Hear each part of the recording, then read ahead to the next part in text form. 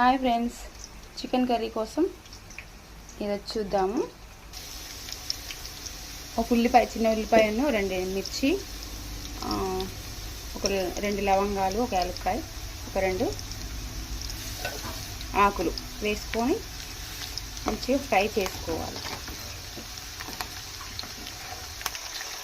4 పుదీనా ఆకులు కూడా వేసుకోవాలి. టమాటా ఉల్లిపాయ పేస్ట్ ఇలా పట్టుకోవాలి. ఇలా మధ్య మధ్యలో కలుపుకుంటూ మంచిగా వేగనివ్వాలి.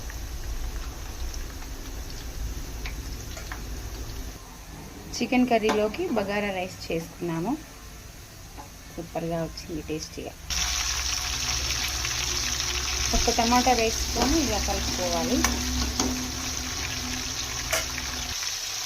కొంచెం పసుపు వేసుకోవాలి. కొంచెం ఇలా మగ్గినాక టమాటో కొంచెం మనం పట్టుకున్న పేస్ట్ వేసేసుకోవాలి. మొత్తం టమాటా ఉల్లిపాయ పేస్ట్.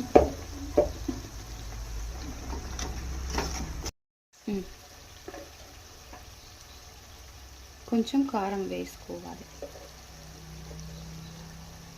సరిపోనంత సగం వేసుకోవాలి.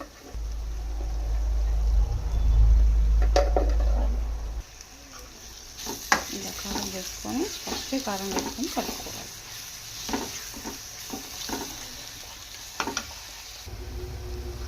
దీంట్లో చికెన్ వేసేసుకోవాలి. ఇప్పుడు మంచిగా ఆయిల్ అంతా పైకి వచ్చేసింది కదా.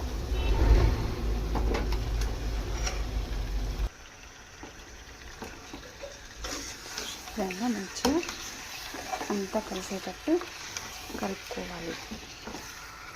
కలుపుకొని మంచిగా ఇంత పెట్టుకొని ఉడికించుకోవాలి. ఇలా కలుపుకొని చక్కగా మూత పెట్టేసుకోవాలి. కొద్దిసేపు కొంచెం మీకు కావాల్సినన్ని వాటర్ పోసుకొని బాగా ఉడకనివ్వాలి. దాంట్లోనే కొంచెం మసాలా కూడా వేసుకొని బాగా ఉడికించుకోవాలి. ఇలా దగ్గరికి ఉడికాక కొత్తిమీర వేసేసుకొని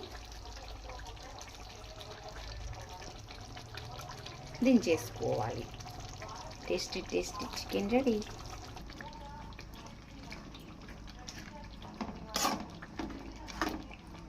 సూపర్ టేస్టీగా ఉంది. ట్రై చేయండి మీరు కూడా. ఇలా కలుపుకొని స్టవ్ ఆఫ్ చేసుకుంటే అయిపోతుంది. Thank you. Please subscribe, like, share.